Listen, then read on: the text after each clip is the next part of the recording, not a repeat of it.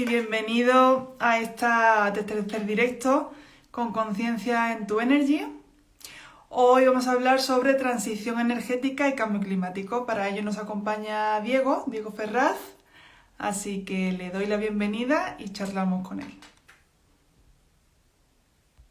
Bueno, Aquí bienvenido Carolina. a Directo con Conciencia en tu Energy. Y voy a Gracias. comenzar a presentarte para personas que no te conozcan.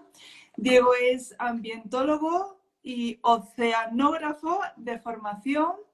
Ha trabajado como educador ambiental, técnico de proyectos en la Fundación Biodiversidad y actualmente en el área de territorio y renovables en la Fundación Renovables. Y Eso es. desde 2020 es divulgador sobre crisis climática y ambiental en redes sociales. Ese soy yo.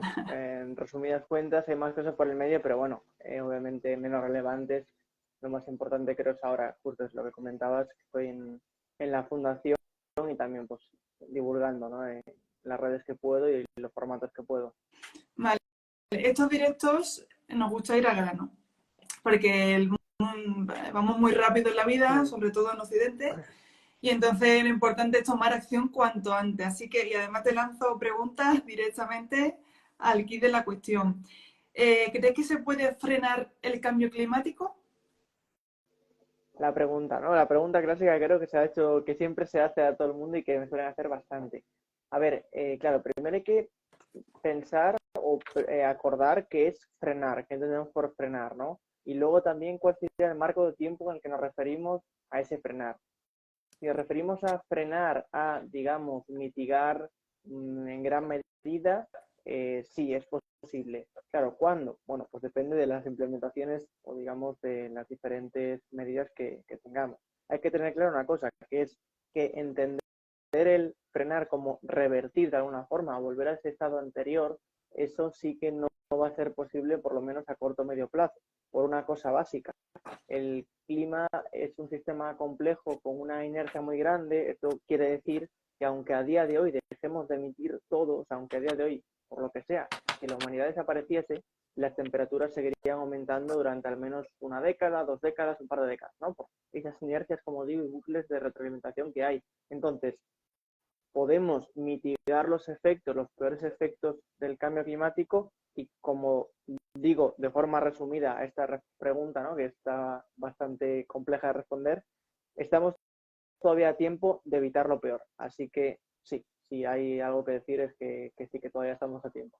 Hay esperanzas. Sí, aparte, bueno, todavía, quiero decir, todos la mayoría de los informes, ¿no?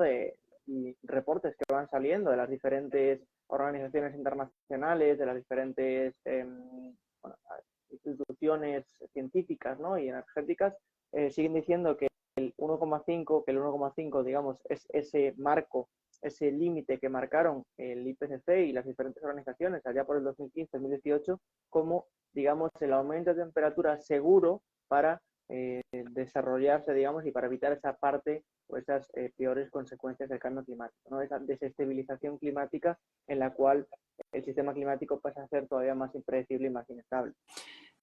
Ya que sacas el tema de la temperatura, de ese límite ideal, a partir del cual ya no sería climáticamente seguro el planeta, ¿realmente crees que conseguiremos no sobrepasar esa temperatura? Claro, aquí hay otro apunte más que también hay que tener en cuenta de la pregunta.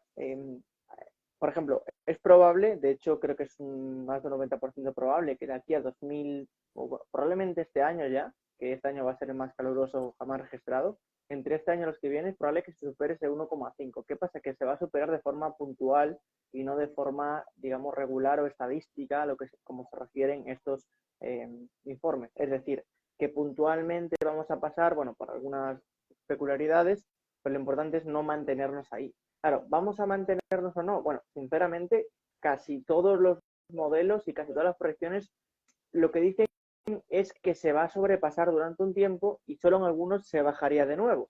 Es decir, sobrepasar casi seguro y lamentándolo que sí. ¿Qué pasa? Que lo ideal sería que para el final de siglo, ese 2100, logremos incluso bajar de a lo mejor, pues imaginemos, subimos a 1,6, 1,7 y logremos bajar a 1,5 de nuevo. Claro, es bastante complicado. Como digo, los datos, digamos, en un Excel, los números dan. ¿Qué La pasa? Que luego teoría, cuando, claro, en la teoría todo es muy bonito y te evitas de problemas de la realidad, ¿no? Pero luego existen, pues, problemas reales, sociales, económicos y geopolíticos que realmente impiden o dificultan que se lleve a cabo que se ponga en práctica esa teoría. total. La transición a un modelo energético es una de las soluciones que se llevan planteando estos años para reducir el impacto en el planeta. ¿Qué consejos le darías a los que nos estén escuchando para que realmente entiendan en qué consiste esta transición? Pues la transición energética es una, vamos a decir, parte, como decía, ¿no? De las diferentes transiciones que hay que realizar para luchar contra el cambio climático, que se pueden englobar en transiciones ecológicas o, bueno, podemos buscar el nombre que queramos. Y la transición energética es básicamente, como estabas comentando, ¿no? Pasar de un modelo energético basado en combustibles fósiles a uno no basado en combustibles fósiles, basado en renovables. Y no solo eso, no simplemente es pasar de una cosa a otra y ya está, sino que tiene que haber diferentes patas, diferentes procesos que de alguna forma cambien el modelo energético. Es decir, no solo de fósiles renovables, sino hablamos de un modelo descentralizado, un modelo más democratizado, un modelo que al fin y al cabo pues abogue por la reducción y por la eficiencia energética. No solo, como digo, cambiar el consumo de una cosa por otra, porque nos estaríamos dejando por el camino muchísimas partes sociales, económicas y ambientales que no tendría sentido, ¿no? Llevar a cabo esa transición si no es con todas estas partes que estoy diciendo. Y nosotros nos gusta centrarnos mucho en los que nos están escuchando, en el día a día. ¿Cómo podrían ellos, qué consejo les darías tú para que pudiesen aplicar esa transición energética dentro de sus posibilidades o de su competencia en su día a día? Pues, a ver, básicamente hay, como siempre, varias formas de hacerlo. Desde un punto de vista más colectivo, más, bueno, sí, más a nivel conjunto, que puede ser, pues, desde el presionar o promover organizaciones o participar incluso, ¿no? En organizaciones que aboguen o fomenten esta transición energética justa. Hablamos, pues, eso de movimientos climáticos, fundaciones o lo que sea.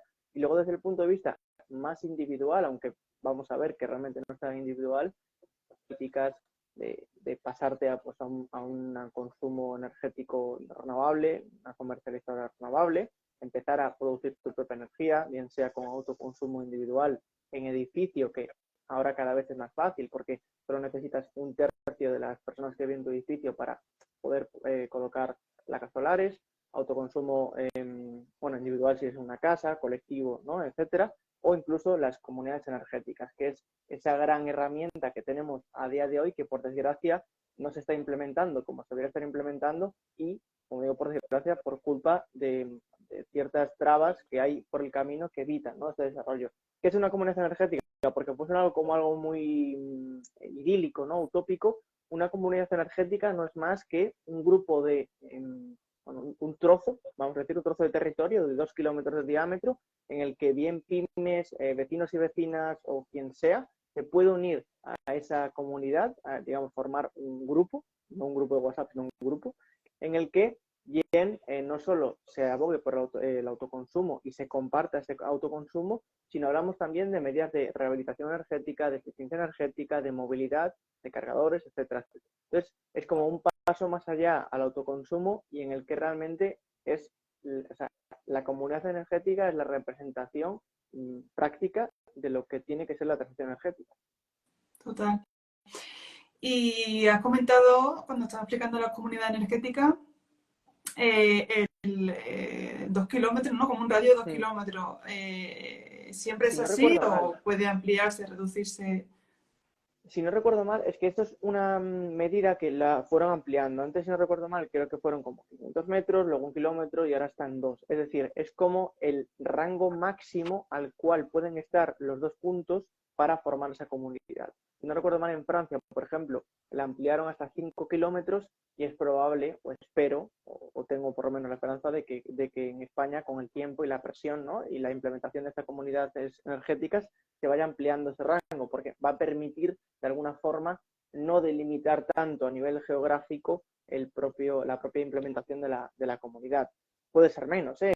O sea, si alguien quiere hacerla más pequeña, pero bueno, lo gracioso, digamos, o lo que aporta valor este tipo de esta herramienta es que puedes unir a gente que es pues, un barrio, digamos, o varias calles, o una avenida, o un pueblo, incluso dependiendo del tamaño del pueblo. En España, que tenemos infinidad de pueblos pequeñitos, puede haber una comunidad energética que sea un pueblo entero. Y creo que eso es algo muy positivo en el cual no vamos a decir que se pueda desconectar de la red, pero sí de alguna forma ser prácticamente autosuficiente a nivel energético, claro.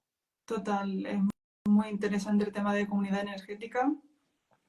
Y hay así como requisitos específicos que han de cumplir para que pueda ser comunidad, aparte de esto que comentamos del diámetro.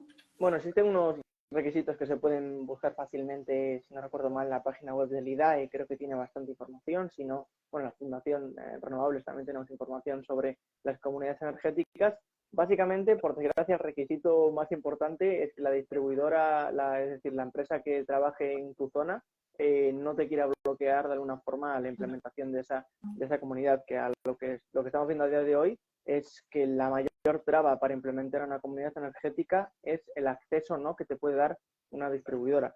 Esto es, para quien no lo sepa, el sistema eléctrico está dividido en 4 partes: la generación, es decir, empresas que generan energía; el transporte, que básicamente es red eléctrica, esas grandes líneas, torres que vemos por la carretera; y luego las distribuidoras, que lo que hacen es llevar desde la electricidad, digamos, desde las entradas de las ciudades a las propias ciudades, ¿no? Y hasta el contador de tu casa. Entonces, estas son las que están de alguna forma dificultando la implementación de estas comunidades. Por tanto, como digo, creo que la mayor traba, por desgracia, el mayor requisito es que la distribuidora esté a favor del desarrollo de las comunidades.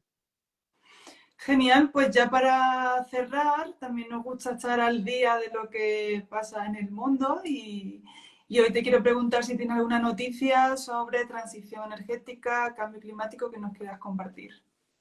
Pues mira, casualmente tengo porque justo antes de ayer, Carbon Brief, que es es